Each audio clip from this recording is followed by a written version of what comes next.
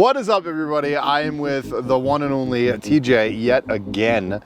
Very luckily, I came back out to Tiny Fest in Colorado, and TJ, you're based here. So we're going to talk a lot about what he's done with Venturhaus, which is the name of his company. So let's get into all of that right now. He's got another van for us, a different van, a little bit different tricks up your sleeve. Couple. And we're going to talk a little bit about what you've got going on over here. All right. Which we're going to just chat about them a little bit. Ready? Here we go. Again, thank you to Kyle. Cannot thank him enough for being my camera operator while I'm here at Tiny Fest. So thank you very much to Kyle. I love that towel. Thank you so much. You got to do that more, buddy. Go follow him on his YouTube channel. Big on that other platform that I'm not a big fan of, but Kyle is a big fan of it. It's all Kyle's Van Life. Awesome dude, awesome creator. And can I say that you're doing a shop? Can I say that? You're going to have your own shop space? I mean, it's not my own, but it's it's going to be your shop, business, yes. your business with other creators, like I can say. Lab, a collab lab of Kyle's friends and my friends, but they're all going to be under one roof, which is going to be amazing. I can't wait to see that. So make sure you go follow him. Enough about the guy behind the camera. Let's talk about this gentleman right here. TJ, man, what have you been up to? Been busy. We've been building vans. We're also looking to get some more space, expanding to some adjacent units, and we've been growing to accommodate more vehicles. We're not Venturhaus vans, we're Venturhaus vehicle outfitters. You have a vehicle, it has 4 wheels, it has an engine, maybe it has 6. We can outfit it, whether it's bolt-on or custom. We have an avenue to make sure you get exactly what you want and know what you're purchasing before you go into it. You've been working on that pitch. I like that. That brings me up to a good point. You've got a Subaru over here and a Mercedes Metris. It's weird because we're at a Tiny House Fest, but these were pretty popular today. They were, especially the Subaru, Okay. which is going to be a drop-in kit. It simply goes in the back of the Subaru, 4 straps to the factory mount points in the back of the trunk, and you can use your Subaru with the seats up, the seats down, has a pull-out kitchen with a sink, all of that self-contained inside the back unit, and you can mix and match it, get a drawer on the passenger side and a kitchen on the driver's side. We're making a modular system that can accommodate multiple different SUVs and help us get outside at a price point that's 40 times less than something like this. You also mentioned different vehicles, so Subaru, maybe a Jeep Wrangler, maybe a Bronco, maybe the 4x4s that are kind of capable of going crazy off-roading, right? Yeah, and we're focusing initially on Subarus, expanding into those off-road vehicles, but some of those take a bit of a different build approach because the ride height is so high that a pull-out kitchen starts to become less than ergonomic. Venturhaus has gone through a whole rebranding phase. It has. Since we last met. The audience loves to hear what things cost. Yeah. So you said this was already 40% less of really what a whole van would cost. Yes. So what maybe range of what a Subaru build out and what a van would be for Venturhaus? So 40 times less. Oh, excuse me, 40 times less. Wow, that's a lot. That's a lot. This right here, I think if my math is right, because this right here is $80,000 build. So okay. Without the van, $80,000. And then whatever the van could be. Now, it could be a 2-wheel drive Sprinter, it could be a 4x4 Sprinter. It doesn't matter. It can go in. It can go in. Got it. A modular kit for the Subaru as outfitted with the kitchen and then a pass-through on the passenger side, $1,900. Really? For that right there? $1,900. That's really good. For all that CNC cut, beautiful wood. Yep. Yeah, and you picked really good wood too. Yep. You didn't mess around. It's actually a mixture of light ply and birch.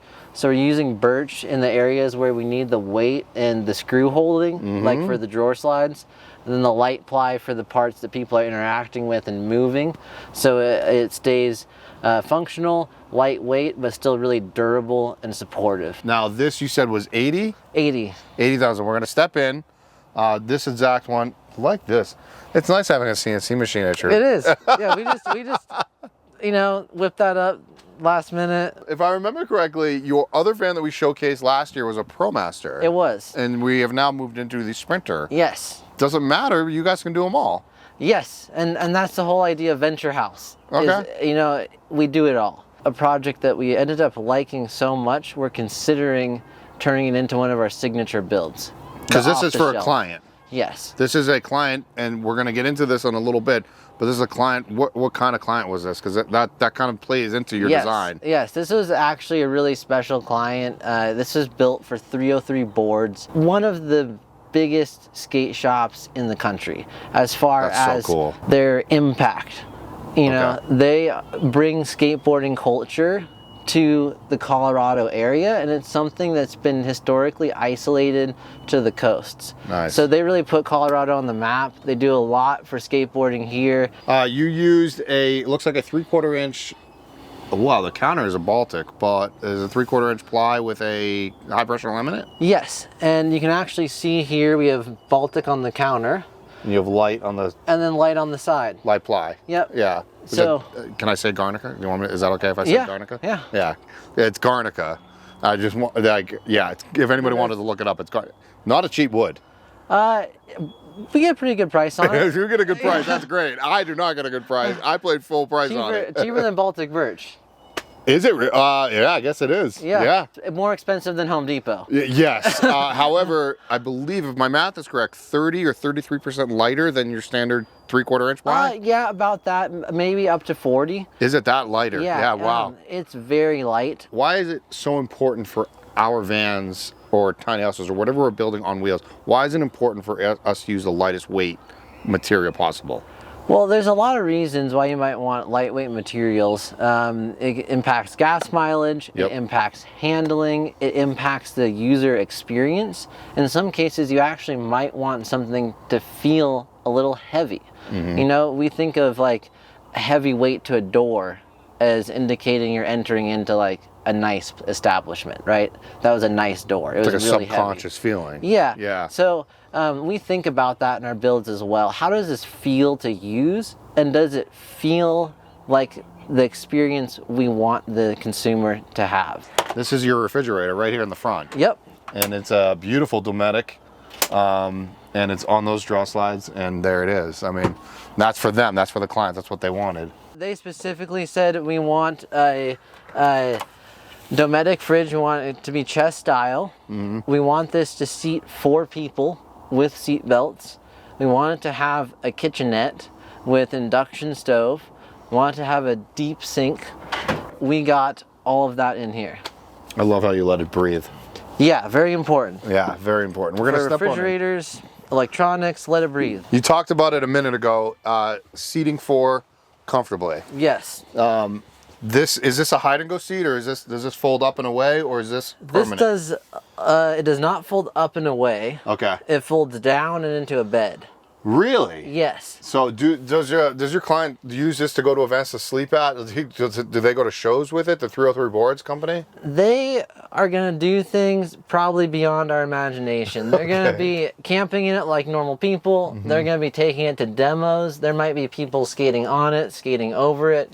There might be a bunch of sweaty teenagers in here.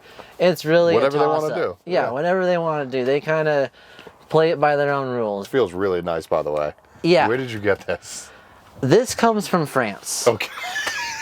And I can tell you it costs around $7,000 retail. It feels it. And it feels it. It feels it. It's nice. 303 gave me some nice materials to stage the van today. Oh, that was nice of them. Yeah. We'll see them Did they give you that coaster? This actually was made, I'm assuming, by the same guy who supplied the inlaid strips for the lights. So this is a Venturhaus move, which is the indirect lighting. Right, but you inlaid this is recycled skateboards. Yes. So if you ever looked at the side of a skateboard, you can see the layers of plywood. Yeah. And Grayson over at Greyhound Goods, he was building a canoe out of skateboards. I think I've seen this video. Yeah, it's nuts. It is nuts. It's like one of those things where I think vans are a big project, and then someone glues together a bunch of skateboards to cut them up and then build it into a canoe. I've definitely seen that. It went viral. And I love it. Yeah. I love it too. It is one of the most phenomenal things I've ever seen. So he had some extra stringers. I wanted to do something to surprise 303 and really make this feel like it has a little bit of that skateboard culture in it. This table seems like it's a Venturhaus table. Is this a special maneuverable table? Yeah, it's a little bit special. The mount is from Amazon. Okay. And it's not a lagoon. Okay. And the reason I did that is because I actually like the design more. It has these cams. So instead of having to mess with the lagoon table where you're like pulling it out and moving it back and pulling it out and moving it back, you just flip this once and you're good to go. And it comes in black. It does. I don't think I've ever seen the lagoons ever come in anything else. Always but the chrome. silver. Yeah, the silver, yeah. Yep. I want to see if that table flips because I have a funny feeling it does. There you go. That's cool. It's a good idea. Yeah. You even inlaid the hinges. I did. So it laid flat. Yeah, you can see these hinges are inlaid there. That's rad. The client wanted 2-burner induction. Does this draw function? Yeah. It takes a good swift pull to take it out. Does it? I don't even know. There it is. Yep. It's got all the good stuff in there. It's got little dividers as well. You can move those around, customize it for what you need. So the dividers can move after you even purchase it? Yep. Oh, nice. Yep. Now this is obviously one of your signature moves, the Venturhaus signature move, which is the track system, which you can screw in any of you have a couple different versions of upper cabinets. Yep. And this is actually one I don't think we've seen on your channel before. It's going to be the slider. So, okay. Oh, we had the open face before? It was the like traditional cabinet where it has gas struts, you know, like fully enclosed. And these are great when you have something like an air conditioner. Okay. That you could still have a traditional cabinet, but it's just going to look awkward. Yeah. You know, and like, why have that interference? Flexibility to move this cabinet anywhere and not worry about it interfering with what's in the middle of the van. All right, so don't take this the wrong way. I'm going to be honest with everybody. That is an aggressive air conditioning unit. It is, and I hate that it's white. Like, you could have sprayed it. I know. It's one of those things though where you don't want to spray something with like all of these like tight ridges, and then have it end up looking funny. Or yeah, you don't want to take that chance. Yeah. Not one of your standard nomadic cooling, no Dometic. You know, it's not one of those air conditioners. What the heck is this thing? You don't know what this is? I don't know what this is. Marabou? Mabru is, I believe, how you spell or say it. Say it, okay. And this pulls 55 amps on high and puts out 12,000 BTU. 25 amps on low. Okay. What's it sit above roof? 7 inches. 7 inches. I wonder what's inside of that, under that panel. We're going to have to take a look at that. Yeah. I mean, I won't, but somebody will. Yeah, no, I believe it is something called sequential compressor technology.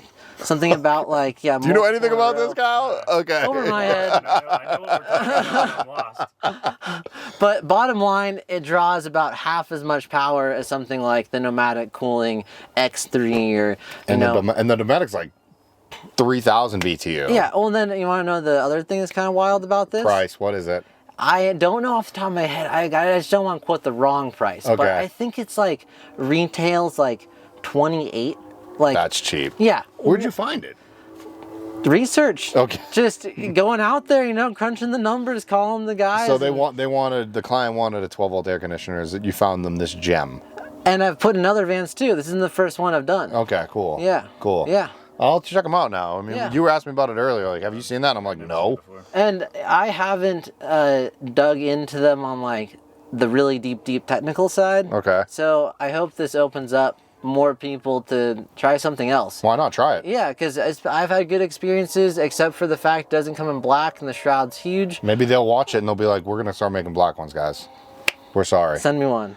Can we maybe do something with this aggressiveness up here? This is a lot happening. Can we change this? Can we change Also, that? just PSA, stop integrating LED lights into air conditioners, skylights. Where's the LED light? Oh, jeez. Yeah, stop. Right. He's right, though. Stop. They're just, it's never good. We're doing enough lighting in here. And they're never, the colors don't match, you know, you have I know they're not doing it just for van lifers, they're doing it for other things, but I don't know. I'm with you, though. Before we move to the back, just out of sight, out of mind, power. We've been talking a lot about lighting and power and everything else. How many amp hours are on board? 400 of heated lithium.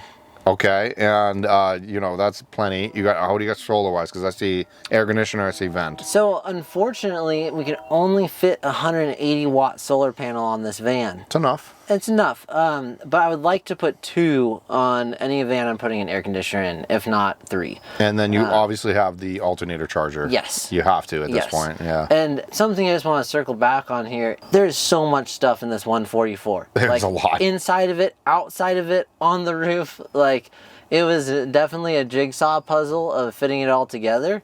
And I'm really happy with how it turned out. I'm shocked that you got everything in here. How many gallons of water do you have? 20 gallons of water. Now, everybody always asks because they want to know price, and we already went over that, but toilet, all these skaters, are they just pooping and peeing outside? What are they doing? So we actually have gotten them set up with a dry flush toilet. And you and I love those. And we love them. They're Yeah. great. It's basically, like we said, the poor man's incinerator. The poor man's incinerator. So if you're true. really fancy, you can get an incinerating toilet. Yep. It is better than a dry flush. Well, you need enough power to run an incinerator, That which is we've true. talked about. Yep. And the other thing that I love about the dry flush is notice it's not in here right now. It's not. And that's great. We're at a festival. We're cramming people in here. They want to walk around. I don't want to have a toilet in the van. I'm assuming it would live actually right where I'm standing. It does. Okay. Yep. And that's the beautiful thing about dry flush. Like you said, it's portable. Yep, portable. You get to the location, take it outside. There you go. And shower. Is there a shower for your 20 some odd gallons of water? There is. There's Okay. an outdoor shower at the rear of the van. Perfect segue. Let's go back. Let's do it. Before I open the doors and we're going to show them the shower, you got the, it looks like the owl rig set Yep, up. so this is pretty kitted out with owl gear. We got the Sherpa, we got the ladder and tire carrier combo. We got the running boards, which were brand new at the time when we put them on this van. Flatline Vanco standard roof rack Okay. with the Fiamma F45S awning. What I have been waiting to show the audience is this gem of a back area. And now I obviously see the shower. Yes. Okay. This is, I mean, is this not a skater's dream? Anybody that's like a gear storage person. It's anyone's dream. Yeah. This is just made for gear storage. Or gear storage and flexibility. Yeah. So that it can adapt to whatever gear you need to store. So down here, we have our aluminum track system. You can mount a fork mount to this. Which means you can put bikes on it. Yeah, what you you're can put saying. bikes Yep. on it. Yep. This can slide side to side. I see that, so it's mounted to the aluminum. Yep. So if you want to put a bike on one side, slide it wherever it could be, and then put other things, is what you're trying to say, right? Yep. Let me And then- interrupt you, sorry. No, you're good. And then we also can remove this entirely. If you just wanted more vertical space to, you know, haul a big object or whatever reason, you don't need to have this in here, right? I love this. You can take it out. It's a standard Molly panel pattern. Just got some Velcro straps on there right now, holding down some essentials. I've always seen these trays, and traditionally people refer to them as bike trays, and a little bit I've seen gear tray. You can only stack your gear so high when the tray is 4 inches tall, right? Yep. At a certain point, it starts to spill off the sides, and the solution was to go vertical. And then obviously you have your water here and your power on this side. Yep. TotalBoat Designs, is that, are you affiliated with them? Because I really like that bag. So 303 lent us a number of things to stage this van with. Okay. And one of those is some gear from Topo Designs. I can't really say any more than that. Okay. Like you did this in your last van I showed. You incorporated built-in hooks. Yep. And obviously you're hanging the bag off of it. You could hang whatever you want off of it. Yeah. Just, it's a hanging hook. Yeah. And it's cut into the wood. It's genius. It's really, really smart. I love how you just incorporated the entire design and kind of just how it all fit. It was perfectly done for only 80 grand. It's actually not bad. Yeah, that's the thing, is it really isn't. As far as 4x4 full custom sprinter vans go, heat, hot water, air conditioning, full owl kit on the outside. We got the California tuned bumper up front. Like, there wasn't much spared on this. Well, let me ask you this. Let's say I wanted to order the Venturhaus kit and I have the van and I'm across the country in North Carolina. Would you flat ship the kit and I assemble it, or do you have to assemble it all? We have to assemble it all at this time. Okay. We're working on more consumer facing kits. The complexity in creating something that's reliable and gonna create the experience that we want people to have, we just haven't developed a product that meets that expectation. I would love for you to just kind of, again, say who you are and plug who you are, what your company is, and obviously best way to contact you. Yeah. And maybe any words of wisdom you have for anybody into the nomadic lifestyle would be perfect. I'm TJ with Venturhaus, and we build adventure vehicles in Evergreen, Colorado, 20 miles west of Denver.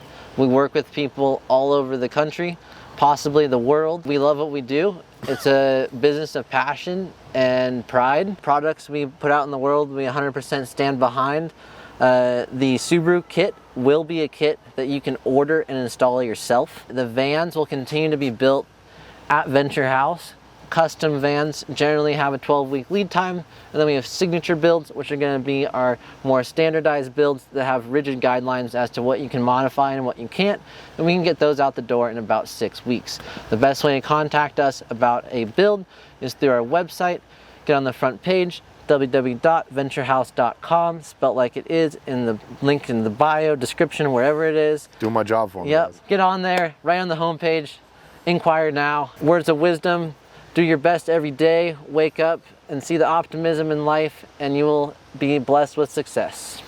Hey man, it was so good to see you again. I'm really glad we got another tour and we got to see a Venturhaus 2.0, because you deserve everything you've got. Yeah, it means a lot coming from someone like you. So thank you. I really appreciate you taking the time to talk with me and explore this build.